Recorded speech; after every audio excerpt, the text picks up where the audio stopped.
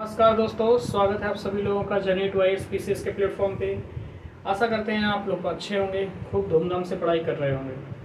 कल की क्लास में हमने एग्रीकल्चर में सेक्टर में किस प्रकार से हम रिफॉर्म कर सकते हैं और ना सिर्फ रिफॉर्म कर सकते हैं बल्कि किसानों की आय को कई गुना ज़्यादा बढ़ा सकते हैं, क्योंकि कृषि सेक्टर में बहुत सारी संभावनाएँ हैं, ग्रामीण क्षेत्र में बहुत सारी संभावनाएँ हैं, बस ज़रूरत है सरकार उस पर प्रॉपर वर्क करे। तो इन विषय पर हमने विस्तार पूर्वक चर्चा की थी। आज की अपनी इस क्लास में हम देखने के प्रयास करते हैं इन्वेस्टमेंट। आज़ादी से लेकर अभी तक जो इन्वेस्टमेंट का जो मॉडल है, जो बेसिक कंसेप्ट है और जो डोमेस्टिक कैपिटल से हुआ या फिर फॉरेन कैपिटल से हुआ, ये सारी चीज़ें देखते हैं। चलिए शुरुआत करते हैं बिना समय बर्बाद किए। इन्वेस्टमेंट, निवेश। 1950 में देश आज़ाद हुआ। 1950 में देश आज़ाद हुआ। अब देश की विकास की बागडोर हम भारतीयों के हाथों में आई। हम भारतीयों ने एक मिश्रित अर्थव्यवस्था के एक मिले जुले मॉडल को अपनाया, जिसमें कुछ पूंजीवादी के और कुछ समाजवादी के जो भी अच्छे तत्व थे उनको मिलाया और एक मिक्स्ड इकोनॉमी का कंसेप्ट लेके आए। और इन्वेस्टमेंट के बारे में आपने सुना ही होगा। मैंने पिछली क्लास में आपको बताया था कि इन्वेस्टमेंट बेसिक है उत्पादन करने के लिए। अगर इन्वेस्टमेंट नहीं होगा तो उत्पादन नहीं होगा, उत्पादन नहीं होगा तो रोजगार नहीं होगा, देश की अर्थव्यवस्था आगे जाएगी नहीं। ठीक है। इन्वेस्टमेंट दो तरीके से उस समय था।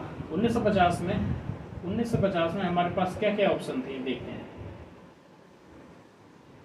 पहला, घरेलू पूंजी।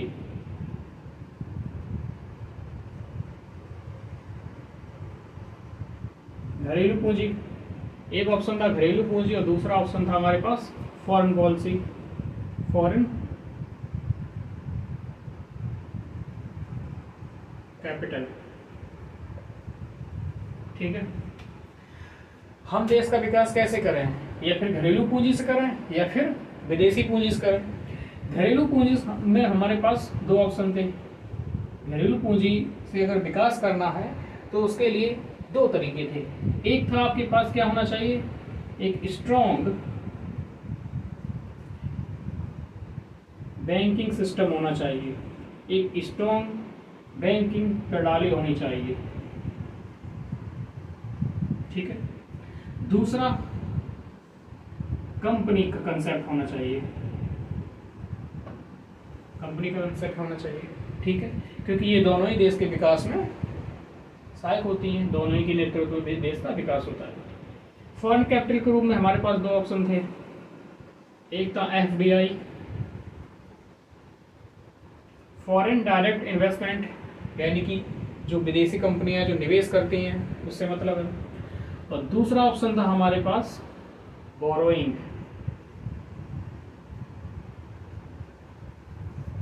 विदेशों से ऋण लेना और विकास करना। अब हम जरा इन ऑप्शन को टटोल लेते हैं। इन ऑप्शनों को हम क्या करते हैं, टटोल लेते हैं। 1950 में क्या हमारे पास घरेलू पूंजी थी?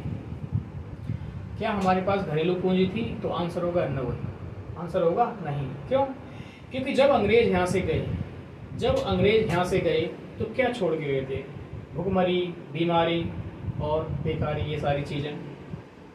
जब भारत में आए थे उस समय हमारी वैश्विक जीडीपी में योगदान था 23%, और जब यहाँ से गए तो वैश्विक जीडीपी में भारत की योगदान 1% भी नहीं था। अभी जाकर 1% कुछ हो पाया। सोने की चिड़िया थी, उसका पूरा लूट कर भिखारी बना दिया। तो क्वेश्चन उठता है कि क्या हमारे पास पर्याप्त घरेलू पूंजी थी देश के विकास के लिए? तो आंसर है नहीं। तो लेकिन फिर भी जो भी पूंजी है, पर्याप्त पूंजी नहीं है लेकिन फिर भी जो भी बची कुछ पूंजी है तो उसका उपयोग किया जाए देश के विकास के लिए। तो उसके लिए क्या होना चाहिए? उसके लिए होना चाहिए एक मजबूत बैंकिंग प्रणाली। एक देश में मजबूत बैंकिंग प्रणाली होनी चाहिए, और कंपनी का कंसेप्ट होना चाहिए। तो क्या हमारे पास ये था बैंकिंग सिस्टम मजबूत? नहीं था। क्या ये था? नहीं था। ठीक है। यहाँ पे आते हैं, जो फॉरेन कैपिटल है, विदेशी पूंजी की बात करें, घरेलू पूंजी से विकास नहीं हो पा रहा था। विदेशी पूंजी में क्या एफडीआई का ऑप्शन था? एफडीआई का मतलब है कि जब विदेशी निजी कंपनियां जो भारत में आएंगी और निवेश करेंगी, भारत में उत्पादन करेंगी, यहाँ के लोगों को रोजगार देंगी। क्या ये ऑप्शन था? ये ऑप्शन नहीं था। क्यों? क्योंकि हमारे यहाँ के जो घरेलू उद्योग थे, छोटे उद्योग थे, नवजात थे उस समय, अगर उनको संरक्षण नहीं दिया जाता तो विदेशी कंपनियां आती और कंपटीशन में उनको बाहर कर देती। क्यों बाहर कर देती? इनके बहुत सारे कारण बताएंगे। बाहर कर देती और वो सब बर्बाद हो जाते। तो क्या ये ऑप्शन था? आंसर नहीं। दूसरा एक और कारण था कि विदेशी कंपनियां ही थी जिन्होंने भारत पर अधिकार कर लिया था और अगले 200 वर्षों तक भारत को गुलामी की जंजीरों में जकड़ रहा। तो हम डरे हुए भी थे, तो ये ऑप्शन नहीं था। तो फिर ऑप्शन कौन बनता है हमारे पास? क्या कोई चॉइस थी? अरे नहीं थी। चॉइस तो तब होती है जब हमारे पास ऑप्शन हो। हमारे पास तो ऑप्शन ही था, हमारी तो व्यवस्था थी, विडंबना थी। तो हमने फिर क्या किया? अगले 40 वर्षों तक हमने विदेश से ऋण लेकर देश के विकास करने की नीति अपनाई। लेकिन इसमें भी मुश्किलें आती हैं। इसमें क्या आता है? इसमें ये आता है कि जब आप विदेशों से ऋण लोगे और उस ऋण से देश का विकास करोगे तो आपकी आर्थिक नीतियां प्रभावित होंगी, आप पर आर्थिक दबाव आएगा। और जो एक बार आर्थिक दबाव आ जाता है, यही राजनीतिक दबाव में बदल जाता है। और जब राजनीतिक दबाव बदलता है तो देश की संप्रभुता के साथ समझौता करना पड़ता है। तो फिर करते तो क्या करते? ये पूंजी थी नहीं, इसका ऑप्शन था नहीं, फाइनली हमको ये अपनाना पड़ा। यहाँ से शुरुआत करते हैं। हमने बैंकिंग सिस्टम के लिए क्या किया? बैंक, पहले जिस समय देश आज़ाद हुआ उस समय देश में सरकारी बैंकों का कंसेप्ट नहीं था, प्राइवेट बैंक हुआ करते थे, कमर्शियल बैंक हुआ करते थे। और आपको पता है कि जो भी प्राइवेट चीज़ होती है, प्राइवेट बिजनेस हो या प्राइवेट बैंक हो, इनका मुख्य उद्देश्य होता है प्रॉफिट गेन करना, लाभ अर्जन करना। ठीक है, उनका उद्देश्य कोई सोशल सर्विस देना नहीं होता है, चाहे रूरल एरिया हो फिर अर्बन एरिया हो। उनका सीधा मोटिव होता है कि प्रॉफिट और सिर्फ प्रॉफिट को अर्न करना। तो सरकार ने फिर क्या किया? चूंकि सरकार ने एक मिश्रित अर्थव्यवस्था का मॉडल अपनाया था, एक प्लान्ड इकोनॉमी अपनाई थी कि एक प्लान के तहत, पंचवर्षीय योजनाओं के तहत अपनी देश की अर्थव्यवस्था को विकास के राह पर ले जाएंगे। और उस पर ले जाने के लिए हमें चाहिए पूंजी, और पूंजी के लिए चाहिए हमें ये सिस्टम। फिर सरकार ने क्या किया? जब कमर्शियल बैंक होते थे उनका सिर्फ उद्देश्य क्या होता था? उनका उद्देश्य होता था प्रॉफिट गेन करना, ना कि सर्विस डिलीवर करना। तो सरकार ने क्या किया? सबसे पहले 1955 में इंपीरियल बैंक जो था उसको इन्होंने क्या किया? नेशनलाइज कर दिया, राष्ट्रीयकरण कर दिया। उसका जो इंपीरियल बैंक था उसको राष्ट्रीयकरण कर दिया। राष्ट्रीयकरण का सीधा मतलब होता है कि एक प्राइवेट बैंक को सरकारी बैंक में बदल देना। ठीक है, 1955 में। उसके बाद में इंदिरा गांधी की सरकार आई। इंदिरा गांधी की सरकार ने 1969 में 14 बैंकों का राष्ट्रीयकरण कर दिया, 14 और बैंकों का राष्ट्रीयकरण कर दिया।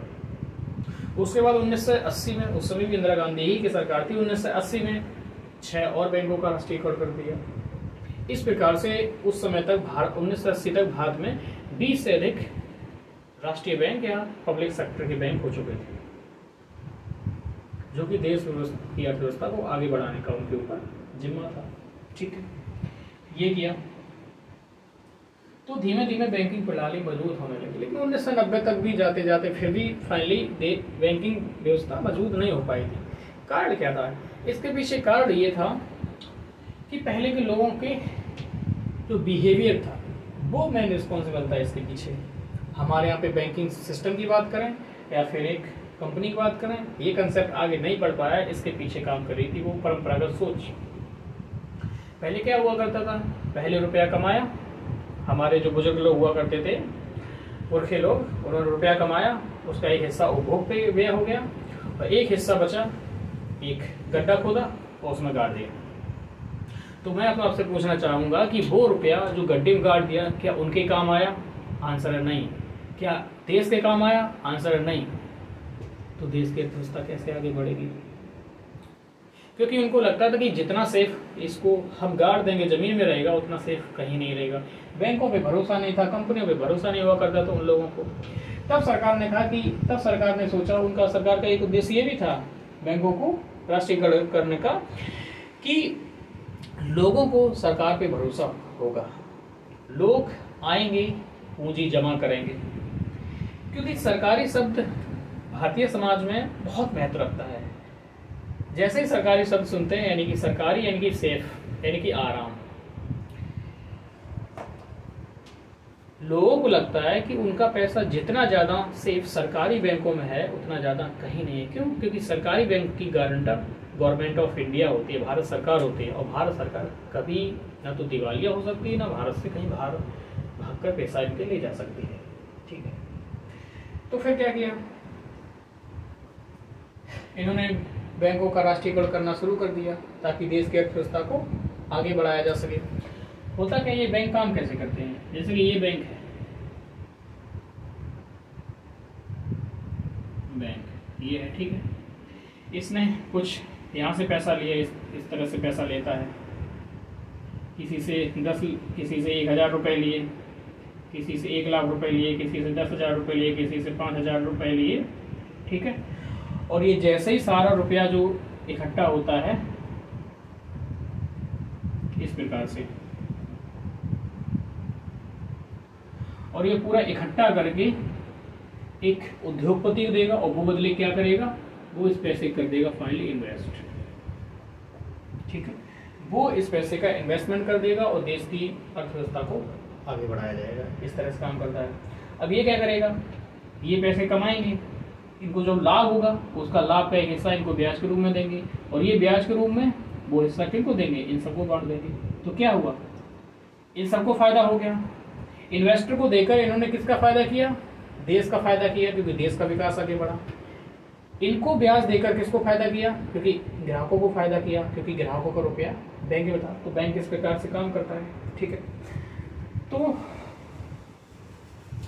फाइनली बैंकिंग सिस्टम में सुधार करना शुरू किया गया, और 1980 के आते आते 20 से अधिक सार्वजनिक क्षेत्र के बैंक अस्तित्व में आ चुके थे। धीमे धीमे और अब बात आगे बढ़ी, ठीक है, और 1990 तक स्थितियाँ बहुत अच्छी नहीं थी। एक बहुत जो मजबूत बैंकिंग सिस्टम का जो स्वप्न हमने सजोया था वो मुकम्मल नहीं हो पाया था। 1990 में फिर इकोनॉमी क्रैश कर दी। कैसे क्या कर गई बताएंगे आपको आगे इसी क्लास में। इकोनॉमी क्रैश कर गई, बैंकिंग सिस्टम भी बहुत अच्छा काम नहीं कर रहा था, वर्क नहीं कर रहा था, क्योंकि इसके पीछे लोगों की सोच नहीं बदल पा रही थी। तो फिर क्या हुआ, 1998 में आते आते नरसिम्हन समिति का गठन किया जाता है। नरसिम्हन समिति का गठन किया जाता है 1998 में, और उसने बहुत प्रभावकारी सुझाव दिए कि बैंकिंग सिस्टम को कैसे सुधारा जाए, कैसे रिफॉर्म किया जाए, क्या क्या होना चाहिए। उसने बहुत सारे कई प्रभावशाली तरीके से सुझाव दिए, उन पर डिस्कशन करेंगे पॉइंट टू पॉइंट बाद की क्लास में, ले मेंटर में समझते हैं। और एक टारगेट रखा है कि अगले 6 से 7 वर्षों में बैंकिंग सिस्टम को प्रॉफिट में लाना है। 6 से 7 वर्षों में बैंकिंग सिस्टम को प्रॉफिट में लाना है। 1998 में हुआ, 99, 2000, 2001 और 2002। 2001 और 2 के आते आते भारत के बैंक प्रॉफिट में आ गए। भारत के बैंक प्रॉफिट में आ गए, और उसके बाद उन्होंने पीछे मुड़ के नहीं देखा, आगे बढ़ते गए। आगे बढ़ ही रहे थे तो फिर कोई मुश्किल आ गई, क्योंकि इकोनॉमी में कहते हैं without creating a problem you can't solve the another problem. एक समस्या को आप तब तक सॉल्व नहीं कर सकते जब तक आप दूसरी समस्या को पैदा नहीं कर देते हैं। इकोनॉमी बहुत डायनेमिक है, इसमें समस्या हमेशा चलती रहती हैं। जैसे कहते हैं ना कि जिंदगी में संघर्ष कब तक रहेगा, तो भाई तब तक रहेगा जब तक जिंदगी है। अगर संघर्ष खत्म हो गया तो मतलब आपकी जिंदगी खत्म हो गई, ठीक है।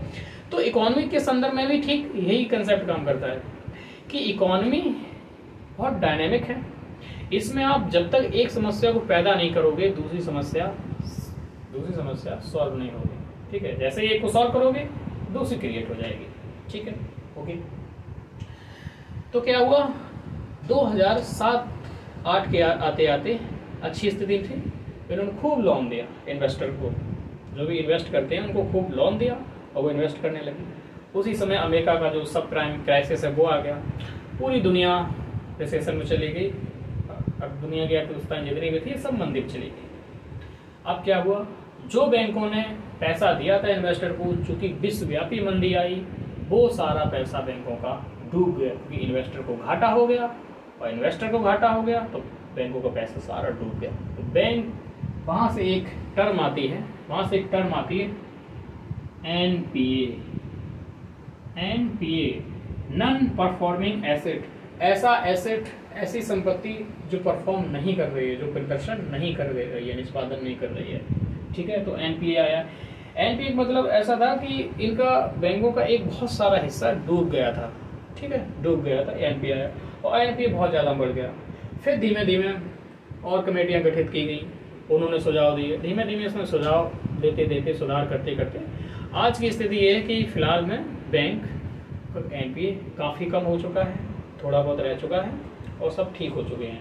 तो वर्तमान में अगर हम बात कहें तो भारत में एक मजबूत बैंकिंग प्रणाली विकसित हो चुकी है। भारत में वर्तमान में एक स्ट्रॉन्ग बैंकिंग सिस्टम है।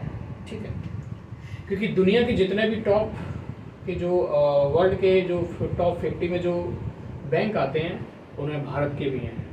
पहला एक सार्वजनिक बैंक है, दूसरा एक निजी बैंक है। पहला है आपका SBI पहले नंबर पे, फिर प्राइवेट है आपका HDFC। ठीक है, तो इस प्रकार से है। तो वर्तमान में बैंकिंग सिस्टम बहुत विकसित हो चुका, बहुत मजबूत हो चुका है और इसको और मजबूत बनाने की जरूरत है। हालांकि अगर विकसित राष्ट्रों से तुलना करें तो उतना मजबूत नहीं है, लेकिन बहरहाल मजबूत हो चुका है। ठीक है, तो इस पे हमने काम किया और देश के विकास के लिए ये होना चाहिए था। ठीक, अब आते हैं कंपनी का कंसेप्ट। क्या 1950 में कंपनी का कंसेप्ट था? 1956 में कंपनी अधिनियम आ गया था, फिर 2013 में संशोधन किया गया उसमें। 1956 में कंपनी अधिनियम आ चुका था, लेकिन लोग इतने भयक्रांत थे कि डरा करते थे कि कंपनी में पैसा लगाएंगे तो डूब जाएगा। जब वो बैंक में पैसा जमा करने को तैयार नहीं थे तो कंपनी के शेयर कैसे खरीदेंगे, इतनी हिम्मत कहाँ से लाएंगे? तो कंपनी का कंसेप्ट आगे नहीं बढ़ पाया, ये भी आगे नहीं बढ़ पाया। ठीक है, फिर हमने क्या किया एफडीआई की बात करें। ठीक है, तो हमने 1950 में ना तो इस ऑप्शन पे काम कर पाया ना इस ऑप्शन पे। ये ऑप्शन जब हुए 1990 के बाद मजबूत हुए, 1990 के बाद यहाँ पे स्थितियाँ मजबूत हुई, उसके बाद में इसने काम किया, उससे पहले नहीं। ठीक है, यहाँ देखें तो 1950 की बात करें, क्या एफडीआई हम अलाउ कर सकते थे? नहीं। क्यों? क्योंकि देखो विदेशी जो भी विकसित राष्ट्र होते हैं वो हमसे कई मामलों में अच्छे होते हैं। कैसे? एक तो उनके पास पूंजी खूब होती है, अनाप शनाप पूंजी होती है। दूसरा, उनके पास अच्छी टेक्नोलॉजी होती है, लेटेस्ट टेक्नोलॉजी होती है। पूंजी अच्छी होती है, खूब होती है, टेक्नोलॉजी एकदम लेटेस्ट होती है, बहुत क्वालिटी की होती है। वो बहुत अच्छे मैनेजर होते हैं, बिजनेसमैन होते हैं, एंटरप्रेन्योर होते हैं। और ये सारी चीज़ें मिलकर किसी भी उत्पाद को बहुत ही क्वालिटेटिव और अफोर्डेबल, यानी बहुत ही गुणवत्तापूर्ण और बहुत ही सस्ता बना देती हैं। अब जब विकसित राष्ट्रों का कोई प्रोडक्ट है, सस्ता भी है और उसकी क्वालिटी भी बहुत अच्छी है, तो लोग कौन खरीदेंगे? उसका खरीदेंगे। इसका मतलब कि कंपटीशन में वो बहुत आगे चले जाते हैं। ठीक है, तो अगर वो कंपनी भारत में आ जाए और भारत में ये उद्योग नवजात हैं, एकदम छोटे छोटे उद्योग हैं, बहुत ज़्यादा टेक्नोलॉजी भी नहीं है, टेक्नोलॉजी भी ये बहुत आउटडेटेड है, ओल्ड है, उसी से उत्पादन कर रहे हैं, बहुत अच्छे मैनेजर भी नहीं है। ठीक है, इंडियंस के बारे में ऑलवेज कहा जाता है कि they are not good manager, अच्छे बिजनेसमैन नहीं होते हैं, कहा जाता है। अच्छे बिजनेसमैन में नहीं है, टेक्नोलॉजी नहीं है, पूंजी भी पर्याप्त नहीं है, कैसे भी करके काम कर रहे हैं। जब तकनीकी का प्रयोग होता है किसी भी क्षेत्र में तो वहाँ पर श्रम का प्रयोग कम हो जाता है, और जब श्रम का प्रयोग कम हो जाता है तो वहाँ पर जो कॉस्ट होती है, जो लागत होती है, वो कम हो जाती है, उत्पाद सस्ता हो जाता है, कॉम्पिटिशन में आगे निकल जाता है। हमारे यहाँ क्या था? हमारे यहाँ उद्योग अभी भी श्रम प्रधान थे, क्योंकि हमारे यहाँ ध्यान किस पे दिया जा रहा था? कल्याण पे, अधिक से अधिक लोगों को रोजगार दो। भले ही सरकारी जितने भी संस्थान है घाटे में चलाएं, लेकिन लोगों को रोजगार दो, लोगों को खाने को मिले, क्योंकि समाजवादी सिद्धांत यही होते हैं। तो क्या हुआ? तो एफडीआई अगर अलाउ कर देते तो उन कंपनियों के पास क्या था? टेक्नोलॉजी अच्छी थी, अच्छे बिजनेसमैन थे, पूंजी खूब थी, तो उनके उत्पाद खूब सस्ते थे, खूब क्वालिटी अच्छी थी, तो कंपटीशन में आगे रहते थे। हमारे यहाँ अगर एंट्री दे देते, हमारे जितने भी उद्योग थे सारे उद्योग चौपट हो जाते। आपने देखा था जब 1991 में हमने LPG को अपनाया था, ओपन द डोर की पॉलिसी से वो अपनाया, इकोनॉमी के गेट बेस्ट पे अर्थव्यवस्था के लिए खोल दिए। तो बहुत सारी कंपनियां आई विदेशी, और उन विदेशी कंपनियों ने क्या किया, हमारी जो निजी हमारे देश की कंपनियां थी उनका अधिग्रहण कर लिया, एक्विजिशन कर लिया, उनका अस्तित्व समाप्त हो गया। हालांकि ये बात अलग है कि उसी समय कुछ कंपनियों ने उनको जवाब दिया बराबर, और वर्ल्ड लेवल पर आज पहुंच गई, टाटा, रिलायंस और ये सब चीज़ें हैं। ठीक है, तो सरकार ने क्या कहा, सरकार ने कहा देखिए एफडीआई को तो अलाउ नहीं कर सकते। क्यों? क्योंकि हमने अगर एफडीआई को अलाउ कर दिया तो हमारा जो उद्योग है, हमारा घरेलू उद्योग है, वो सब चौपट हो जाएगा, समाप्त हो जाएगा। तो सरकार ने कहा जो घरेलू उद्योग हैं उनको संरक्षण दिया, घरेलू उद्योगों को संरक्षण दिया इन्होंने। ठीक है, एफडीआई नहीं अपनाया, तो ये ऑप्शन नहीं था मेरे पास, हमारे पास।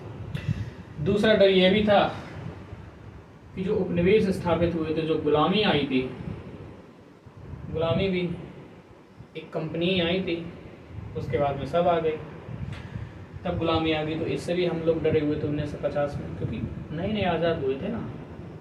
तो हमने फाइनली ये भी ऑप्शन नहीं हमारे पास था, तो हमारे पास घरेलू पूंजी नहीं थी, और जो भी बची कुछ ही थी उसका अगर प्रयोग करना था तो हमारे पास एक मजबूत बैंकिंग प्रणाली होनी चाहिए थी, कंपनी होनी चाहिए थी, ये भी नहीं थे। दूसरा, तो फिर क्या करें, विदेशी पूंजी जाए, विदेशी पूंजी से विकास करें देश का, उसके लिए हमें चाहिए एफडीआई या फिर बोरोइंग, ये दो थे। एफडीआई हम नहीं कर सकते, क्यों? उनको संरक्षण देना था घरेलू उद्योगों को। दूसरा, हम डरे हुए थे। तो फाइनली हमारे पास क्या ऑप्शन बचता है? क्या कोई चॉइस है? आंसर है नहीं, हमारे पास चॉइस नहीं, हमारे पास व्यवस्था है, हमें ये ऑप्शन अपनाना पड़ेगा। इसमें ही मुश्किलें हैं, जब हम बोरिंग करते रहते हैं तो हम पर आर्थिक दबाव आता है, और एक समय के बाद आर्थिक दबाव राजनीतिक दबाव में बदल जाता है और देश की संप्रभुता पर चोट पहुंचती है। तो 1950 से लेकर 1991 तक हमने विदेशों से ऋण लेकर और देश की विकास की नीति अपनाई, और हम ये काम आगे करते गए। लेकिन फाइनली हुआ क्या, जितना भी पैसा आया उसका एक बहुत बड़ा भाग भ्रष्टाचार की भेंट पे चढ़ता रहा, करप्शन की भेंट पे चढ़ता रहा। आपको याद होगा वो हमारे जो भूतपूर्व प्रधानमंत्री राजीव गांधी, इंदिरा गांधी के पुत्र और राहुल गांधी के पिताजी, उन्होंने एक स्टेटमेंट दिया था कि हम केंद्र से 1 रुपया रिलीज करते हैं और जनता तक केवल 15 पैसे पहुंचते हैं। इसका मतलब कि जो 85 पैसे हैं वो बीच के बिचौलिए खा जाते हैं। अगर 85 पैसे बीच के बिचौलिए खा रहे हैं, विदेशी ऋण लेकर हम देश का विकास कर रहे हैं, 85% अगर भ्रष्टाचार की भेंट चढ़ रहा है तो देश का विकास कैसे होगा? फाइनली 1990 तक आते आते स्थिति ये हो गई, 1990 आते आते हमारी जो इकोनॉमी थी पूरी कोलैप्स कर गई। ठीक है, इकोनॉमी एकदम धड़ाम से नीचे गिर पड़ी। स्थितियां इस तरह से विकट हो चुकी थी कि हमारे पास 11 दिन तक का भी आयात करने का विदेशी मुद्रा भंडार नहीं था। विदेशी मुद्रा भंडार में क्या होता है, कौन कौन सी करेंसियां होती हैं, आपको बताएंगे अगली क्लास में। मैंने जैसा कि आपसे कहा कि हम कोई पर्टिकुलर टॉपिक नहीं पढ़ा रहे, बस एक कंसेप्ट पढ़ा रहे हैं जिससे कि आप इकोनॉमी को पढ़ने का एक तरीका समझें। ठीक है, जो भी बिगनर्स हैं। तो हमने क्या किया, इकोनॉमी हमारी कोलैप्स हो गई 1990 जाते जाते। 11 दिन तक का हमारे पास डॉलर नहीं था। डॉलर, दुनिया में जितनी भी हार्ड करेंसियां हैं तो सबसे ज़्यादा जो दुनिया का 85% जो ट्रेड होता है वो डॉलर में होता है। ठीक, 85% डॉलर में होता है। तो डॉलर अगर जो हम पे होगा तभी हम आयात कर पाएंगे, यानी कि विदेशों से वस्तुएं और सेवाएं खरीद पाएंगे। तो अब हमारे पास 11 दिन का आयात करने का डॉलर नहीं था, विदेशी मुद्रा भंडार इतना खत्म हो चुका था। तो आप कहेंगे कोई बात नहीं, आयात बंद कर दो। कैसे कर सकते हैं? कैसे कर सकते हैं? हम आयात क्या करते हैं? हम आयात करते हैं तेल, क्रूड ऑयल, कच्चा तेल, जिससे पेट्रोल, डीजल ये सब रिफाइन होकर बनता है। हम आयात करते हैं कोयला, जिससे बिजली बनती है। आज भी देश की 67% यानी 2/3 बिजली जो है कोयला से बनती है। ठीक है, देश का 85% घरेलू मांग का 85% जो तेल है, पेट्रोल डीजल तेल, हम आयात पर निर्भर हैं। साथ ही साथ गोल्ड, ये वो 3 चीज़ें हैं जिनकी आयात को ना तो हम कम कर सकते हैं ना ही हम बंद कर सकते हैं। कम किया, बंद किया, पूरी अर्थव्यवस्था पर प्रभाव पड़ेगा। और कितना पड़ेगा? तो सर से लेकर पैर तक पूरी अर्थव्यवस्था की चौपट हो जाएगी। सोच के देखिएगा, अगर पेट्रोल, डीजल या कोयला ना आए तो आपकी अर्थव्यवस्था को फ्यूल कहाँ से मिलेगा? आपकी अर्थव्यवस्था बैठ जाएगी। इंडस्ट्री कैसे चलेंगी? ठीक है, इंडस्ट्री कैसे काम करेंगी? एनर्जी कहाँ से मिलेगी उनको? गैस कहाँ से आपके घरों में पहुँचेगी? बसें, ट्रक, रेलवे, वायुयान, ये कैसे चलेंगे बिना एनर्जी के? सब चौपट हो जाता। तो फिर हमने क्या किया? फिर हम गए IMF के पास, इंटरनेशनल मॉनेटरी फंड, अंतर्राष्ट्रीय मुद्रा कोष। IMF और वर्ल्ड बैंक ब्रिटेन वुड की संस्थाएं हैं।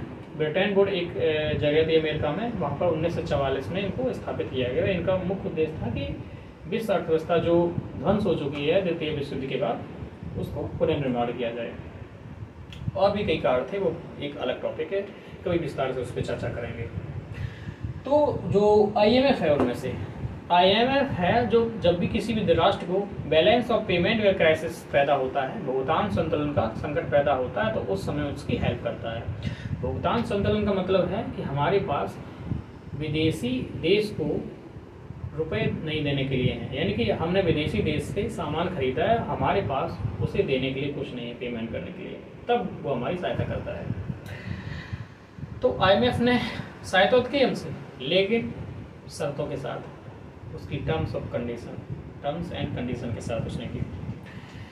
जब भी आप IMF है, वर्ल्ड बैंक है, WTO है, इन सबको देखोगे और जो इनके जो डॉक्यूमेंट होते हैं, अगर उनको आप पढ़ोगे बारीकी से, तो आपको देखने को मिलेगा कि ये कोई स्वतंत्र संगठन नहीं है अंतर्राष्ट्रीय, ये बल्कि एक एजेंट है अमेरिका के, विकसित देशों के, यूरोप के।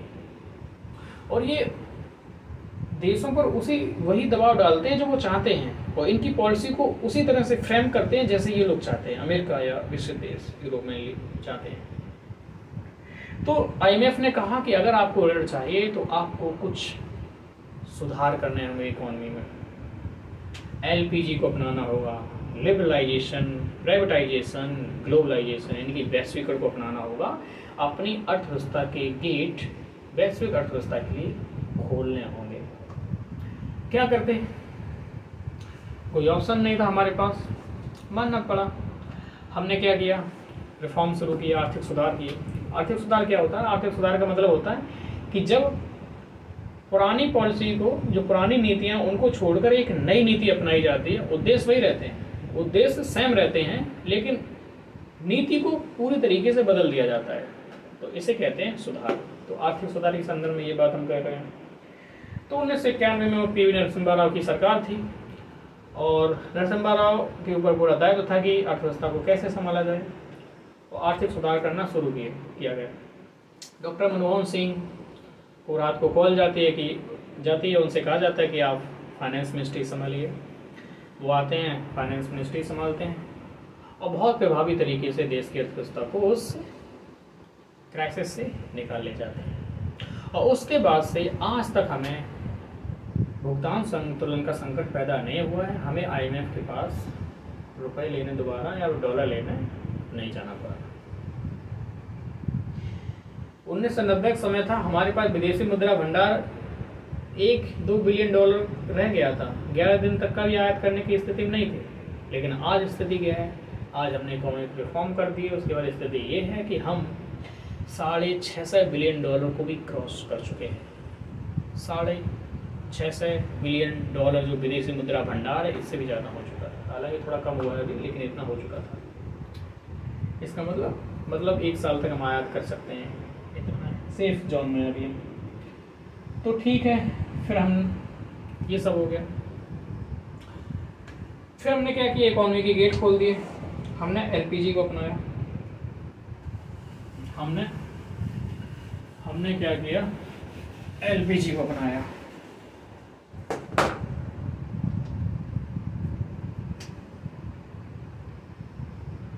LPG, ठीक है। उदारीकरण, लिबरलाइजेशन, प्राइवेटाइजेशन, निजीकरण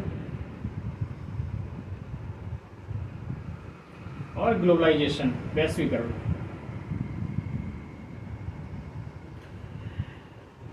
इन सबके विषय में विस्तार से पढ़ाएंगे, लेकिन यहाँ पे बेसिक मतलब समझ लीजिए। उदारीकरण का मतलब ये था कि 1950 से लेकर के 1990 तक जो सरकार ने बहुत कठोर नीतियां बनाई थी, जो लाइसेंसिंग राज चलता था। कुछ भी आपको स्टार्टअप लगाना है, उद्योग लगाना है, आपको लाइसेंस लेना पड़ेगा सरकार से। जब तक सरकार की हरी झंडी नहीं मिलेगी आप वो नहीं कर सकते हैं, और उसको मिलने के लिए महीनों लग जाते थे, सालें लग जाती कभी कभी। तो क्या करना पड़ेगा, नियमों को उदार करना। इसके बाद ये हुआ था कि हमारे जितने भी उद्योग थे, लगभग सभी उद्योगों को इन नियमों से छूट दे दी गई थी। ठीक है, कुछ उद्योग थे, कुछ खतरनाक उद्योग वगैरह। जब उदारीकरण होगा तभी आपका जो निजीकरण है, प्राइवेटाइजेशन है, ये भी आगे बढ़ेगा। और जब प्राइवेटाइजेशन आगे बढ़ेगा, प्राइवेटाइजेशन का मतलब कि सरकार तो देश का विकास कर रही है, लेकिन सरकार के साथ साथ निजी क्षेत्र को भी ये भूमिका दी जाए और धीमे धीमे निजी क्षेत्र सरकार से ज्यादा आगे बढ़े, क्योंकि सरकार ये इतना काम नहीं कर सकती है, सरकार का इतना काम नहीं है ये सब। ठीक है, निजी क्षेत्र आगे बढ़ाओ। जैसे कि आप देख रहे हो कि अब सरकार हर क्षेत्र निजी क्षेत्र को लेके आ रही है। इंफ्रास्ट्रक्चर में तो लाई चुकी है, जितने भी बड़े बड़े इंफ्रास्ट्रक्चर है उसमें निजी क्षेत्र फाइनेंस कर रहा है। जैसे कि एग्जाम्पल हमने लास्ट क्लास में दिया था आपको, लखनऊ आगरा का जो हाईवे है, जेपी ग्रुप है एक, उसने बनाया है, प्राइवेट ग्रुप। तो निजीकरण इसमें हो रहा है। आप निजीकरण देखो, रेलवे, यहाँ तक कि रेलवे में भी निजीकरण की बात हो रही है। और आपका ये जो LIC है, इसमें भी कुछ बातें हो रही हैं। हालांकि निजीकरण वो चीज़ें थोड़ी अलग है, बाद में बता देंगे। जब निजीकरण का कंसेप्ट आगे बढ़ेगा तभी वैश्वीकरण बढ़ेगा। वैश्वीकरण का मतलब है कि देश की अर्थव्यवस्था को वैश्विक अर्थव्यवस्था से इंटरलिंक करना।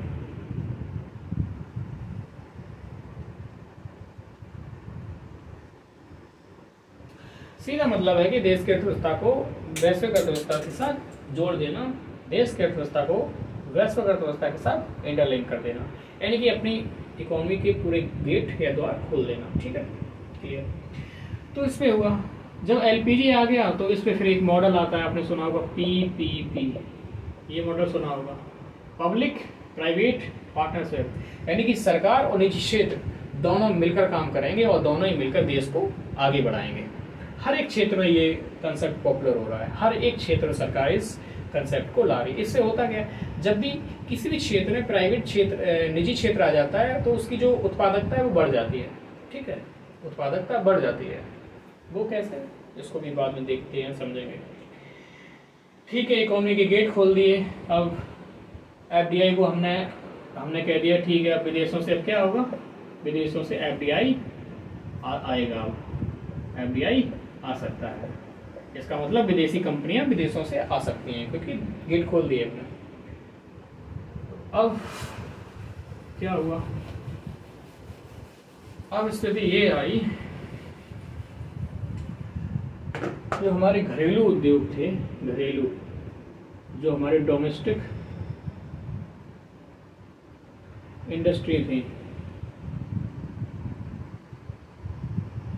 डोमेस्टिक इंडस्ट्री की बात करें और विदेशी जो इंडस्ट्री है उनमें क्या अंतर होता है। हमारी जो डोमेस्टिक इंडस्ट्री होती हैं उनके पास पूंजी कम होती है, लैक ऑफ पूंजी, लैक ऑफ कैपिटल। उनके पास पूंजी बहुत ज़्यादा नहीं होती है, पूंजी का हमेशा अभाव रहता है। और जब पूंजी का अभाव रहेगा तो पूंजी अधिक मूल्य पर मिलेगी।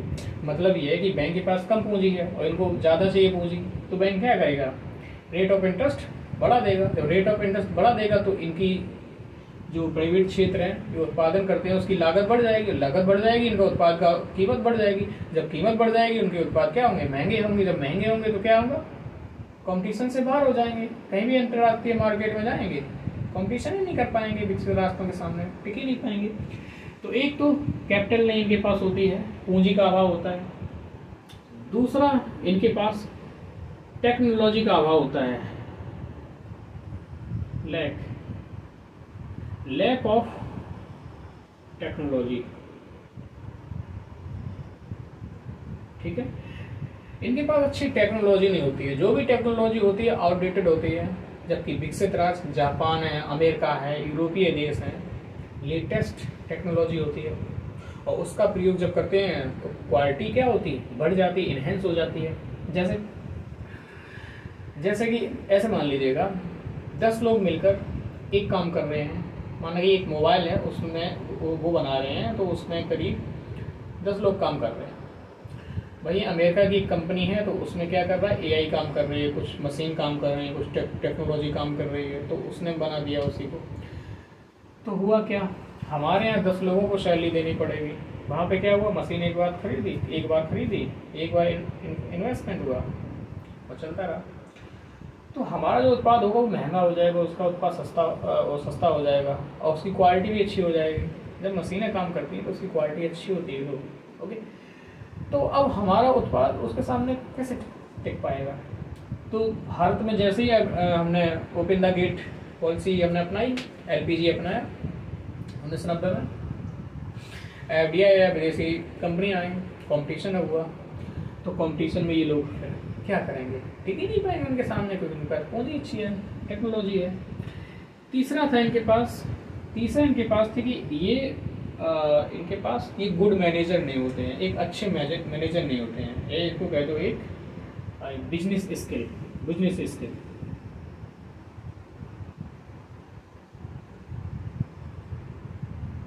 एक बिजनेस स्किल जो होती है वो अच्छी नहीं होती है इनके पास, ठीक है। तो अब क्या हुआ, अब ये गए भारत सरकार के पास। इन्होंने भारत सरकार से कहा कि आपने इकोनॉमी के गेट तो खोल दिए, अभी तक आप उनको संरक्षण दे रहे थे विदेशी कंपनी के अगेंस्ट, तो हम बचे हुए थे, अपना काम कर रहे थे, अब कैसे करें, हमारे पास ये भी नहीं है, हमारे पास पूंजी भी नहीं है पर्याप्त, हमारे पास टेक्नोलॉजी भी नहीं, हमारे पास ये भी नहीं है। तो सरकार ने कहा कि देखिए ऐसा है कि पूंजी नहीं है, तभी तो हमने इकोनॉमी के गेट खोले, यही तो शर्तें थी IMF की कि आपको अपनी इकोनॉमी के गेट खोलने पड़ेंगे, तभी तो हमने ये करे। तो हम आपको कैपिटल तो प्रदान कर नहीं सकते हैं, नहीं प्रदान कर सकते।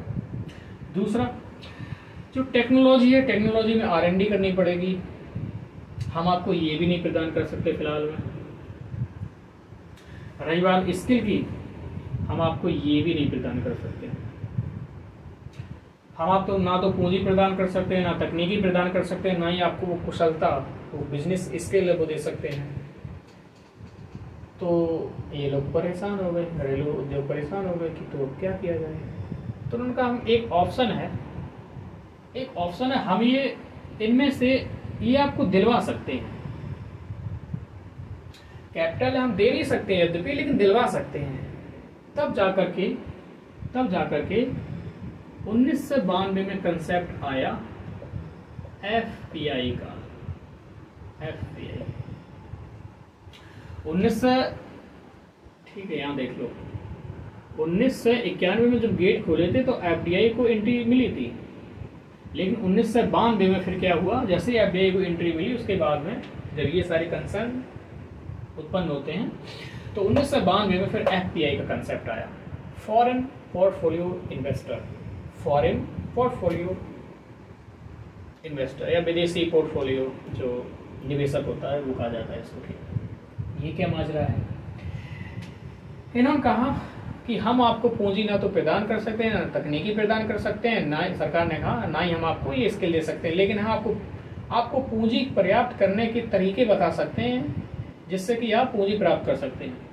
इन्होंने क्या कहा, पहले तो FPI थोड़ा समझ लीजिए फिर आपको बताते हैं। FPI का मतलब सीधा ये होता है कि दुनिया भर में कंपनियां काम कर रही हैं, और जब कंपनियां काम करती हैं वो क्या करती हैं, अपने शेयर बेचती हैं। शेयर में एक फ्लेक्सिबिलिटी बनी रहे बेचने की, जब हम चाहें किसी को बेच लें, इसके लिए क्या है, कंपनी के बाद फिर शेयर बाजार का जो शेयर बाजार है उसका कंसेप्ट आया। Okay, I you getting my point? Okay, share market concept है। और जो विदेशी निवेशक जो हमारी कंपनियों के जो शेयर खरीदते हैं, शेयर मार्केट के थ्रू शेयर खरीदते हैं, ट्रेडिंग होती रहती है, तो वो होते हैं FPI। समझ में, लेमेंटर में समझ लीजिए। फिर इसको FPI है, FDI, अगर इसको ही अगर चर्चा करेंगे तो इसके लिए भी 1.5 घंटे करीब चाहिए बहुत अच्छे से कंसेप्ट क्लियर करने के लिए। तो 1992 में इन्होंने एक और गेट खोला FPI वाला। इन्होंने कहा, सरकार ने कहा अपने घरेलू लोगों से कि आप दुनिया के किसी भी क्षेत्र में जाइए, वहाँ पे अपने शेयर जारी करिए, अपनी प्रतिभूतियाँ जारी करिए, सिक्योरिटी जो होती हैं, और वहाँ से पैसा उठाइए, भारत लाइए और यहाँ पे इन्वेस्ट करिए, देश को आगे बढ़ाइए। तब ये कंसेप्ट आता है एफडीआई का। फिर धीमे धीमे ये लोगों ने यही प्रयास किए, ठीक है। बहुत सारी कंपनियां थी हमारी जो डूब गई, और बहुत सारी कंपनियां हुई जिन्होंने झंडे गाड़ दिए, डूब गई। जैसे कि आपकी एक क्या नाम था उसका, पेप्सी करके हुआ करती थी, एक और हुआ करती थी कंपनी, उसका नाम क्या था, मिस कर रहा हूँ। बहुत सारी कंपनियां यानी कि एक्विजिशन कर लिया विदेशी कंपनियों ने, तो ये हुआ। और बहुत सारी कंपनियां, अडानी है इनका ग्रुप हुआ, या फिर आपके टाटा बिरला रिलायंस, ये बर्ड लेवल पे काम कर रही हैं, ठीक है, ओके। जैसे एक हचको हुआ करती थी कंपनी, हचको जब वोडाफोन आई थी तो हचको को ही उसने सबसे पहले अधिग्रहण किया था। यानी कि विदेशी जो कंपनियां आती हैं दो प्रकार से निवेश करती हैं, एक होता है ब्राउन फील्ड इन्वेस्टमेंट, एक होता है green field investment. Green field का मतलब होता है कि जब भी विदेशी कंपनी आएगी तो उस देश में वो अपना इंफ्रास्ट्रक्चर बनाएगी, कंपनी बनाएगी, इमारत बनाएगी, धीमे धीमे उसके बाद में अपना काम करेगी। और जो ब्राउन फील्ड होती है और उसमें वो ये होती है जो पुरानी कंपनी ऑलरेडी काम कर रही होती है उसके शेयर वगैरह खरीद लेती है, तो उस पर अपनी दावेदारी कर देती है, वो कंपनी उसकी हो जाती है। ये तो कम से कम देश के लिए अच्छा तो नहीं है। तो हचको कंपनी वोडाफोन ने उसको अधिग्रहण किया था और तब यहाँ पे आई थी, तो ये भी आप जान रहे हैं। तो ये हुआ, और फिर हमारे लोग आगे बढ़े और फिर उन्होंने मुड़ के पीछे नहीं देखा, ठीक है। फिर अब बात करें अभी की स्थिति क्या है। अभी की स्थिति क्या है? अभी की स्थिति ये है हमारी, इधर आ जाइए तो डोमेस्टिक कैपिटल और एक है आपकी फॉरेन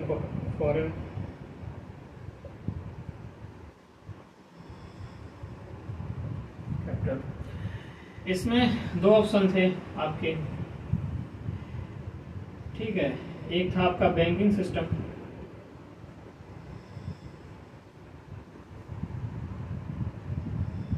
और एक था आपका कंपनी का कंसेप्ट। इसमें आपके पास दो ऑप्शन थे, एक था एफडीआई का और एक था आपका बोरोइंग का, विदेशों से ऋण लेकर विकास करना, ठीक है। क्या हुआ, 1950 से लेकर 1991 तक हम इस पॉलिसी पे चले, विदेशों से ऋण लेकर विकास करने की नीति पर चले। और फिर 1991 से हमने ये नीति अपना ली अभी तक एफडीआई की। अभी क्या क्या हो रहा है, वर्तमान में हमारे यहाँ एक मजबूत बैंकिंग सिस्टम भी है, इसके थ्रू विकास हो रहा है देश में। कैसे? बैंक क्या करता है, बहुत सारे लोगों से पैसा लेता है, छोटा छोटा अमाउंट करके बड़ा अमाउंट बनाता है, और ये बड़ा अमाउंट किसी उद्योगपति को दे देता है। वो क्या करता है, इकोनॉमी में इन्वेस्ट करता है, देश में उत्पादन बढ़ता है, देश की अर्थव्यवस्था को आगे बढ़ाता है। तो बैंकिंग सिस्टम खूब अच्छे से काम कर रहा है। दूसरा, जो कंपनी का कंसेप्ट है, 1990 के बाद कंपनी का कंसेप्ट खूब उभरा, खूब मजबूत हुआ। सरकार ने भी काम किया, सेबी बनाया, काफ़ी चीज़ें बनाई, तो मजबूत हुआ। ये भी काम कर रहा है, तो ये भी देश के विकास में काम कर रहा है, ये भी देश के विकास में काम कर रहा है। आप चाहे रुपए यहाँ जमा कर रहे हैं, सेविंग कर रहे हैं, तो आप देश के विकास में योगदान दे रहे हैं। आप शेयर खरीद रहे हैं तो देश के विकास में योगदान दे रहे हैं, और दोनों ही मामलों में आपको भी फायदा हो रहा है। उससे तो अच्छा ही है जो आप गड्ढे में खोद देते थे, और कभी कभी तो लोग मर जाते थे, याद नहीं रहता था, और फिर कुछ पीढ़ियों बाद वो मिलते थे, और कभी कभी तो दबे ही रह जाते थे, ठीक है। देश का विकास, ठीक है, ये हुआ। इस विषय में एक स्टेटमेंट आता है, स्टेटमेंट तो याद नहीं आ रहा है, उसमें कहा जाता है कि भारत में पूंजीवाद की विकास की स्थितियां बहुत मजबूत थी, लेकिन पूंजीवाद का विकास हो नहीं पाया। तो इसके पीछे भारत में जो धार्मिक या सांस्कृतिक जो मान्यताएं हैं वो ही रही, यानी कि सोच। अभी क्या हो रहा, हमें एफडीआई की पॉलिसी चल रही है, विदेशी कंपनियां आ रही हैं, इन्वेस्ट कर रही हैं, डॉलर ला रही हैं, विदेशी मुद्रा भंडार बढ़ रहा है और देश का विकास हो रहा है, रोजगार मिल रहा है लोगों को। बोरोइंग की पॉलिसी हमने समाप्त कर दी, ये पॉलिसी हमने समाप्त कर दी। वर्तमान हम इन पे चल रहे हैं, इस पे काम कर रहे हैं और इस पे काम कर रहे हैं। तो आशा करते हैं कि आपको जो इन्वेस्टमेंट का टॉपिक है वो आपको पसंद आया होगा, समझ में आया होगा। मेरा ध्येय इतना था आज का कि कैसे भी करके ये जो कंसेप्ट है वो आप तक डिलीवर हो सके, आप इस कंसेप्ट को समझ सकें। अगली क्लास में इसी क्लास को आगे बढ़ाएंगे और पढ़ेंगे टैक्स सिस्टम। टैक्स सिस्टम पूरा होलिस्टिक नहीं पढ़ेंगे, उसका जो मर्म है, जो उसका कंसेप्ट है उसको पढ़ेंगे, क्योंकि मैंने कहा कि मैं अभी कोई पर्टिकुलर टॉपिक को नहीं पढ़ा रहा हूँ आपको, मैं सिर्फ एक वे ऑफ स्टडी आपको बता रहा हूँ कि आप किस तरह से इकोनॉमी को पढ़ेंगे, और ना सिर्फ इकोनॉमी को बल्कि जितने भी सब्जेक्ट हैं उनको एक दूसरे से जोड़िए। अभी जब मैं स्टैंडर्ड इकोनॉमी पर आऊँगा तो आप देखेंगे कि मैं एक टॉपिक को इकोनॉमी से, इन्वायरमेंट से, ज्योग्राफी से, साइंस से, सोसाइटी से, हिस्ट्री से सबसे इंटरलिंक करूँगा, सबसे जोड़ूंगा, और तब जो एक बेहतर समझ बनेगी वही तो काम में आएगी यूपीएससी में आंसर राइटिंग में। क्योंकि आंसर इतने आजकल क्वेश्चन जो भी आ रहे हैं यूपीएससी में इतने टफ आ रहे हैं कि आपका कंसेप्ट क्लियर नहीं है, बहुत से सब्जेक्टों को एक दूसरे में इंटरलिंक करना नहीं आपको आता है, तो आप आंसर नहीं दे पाओगे। You can not give answer. ठीक है, ठीक है। आपको क्लास पसंद आई हो तो लाइक करें, सब्सक्राइब करें। मिलते हैं अगली क्लास में नई एनर्जी के साथ। नमस्कार।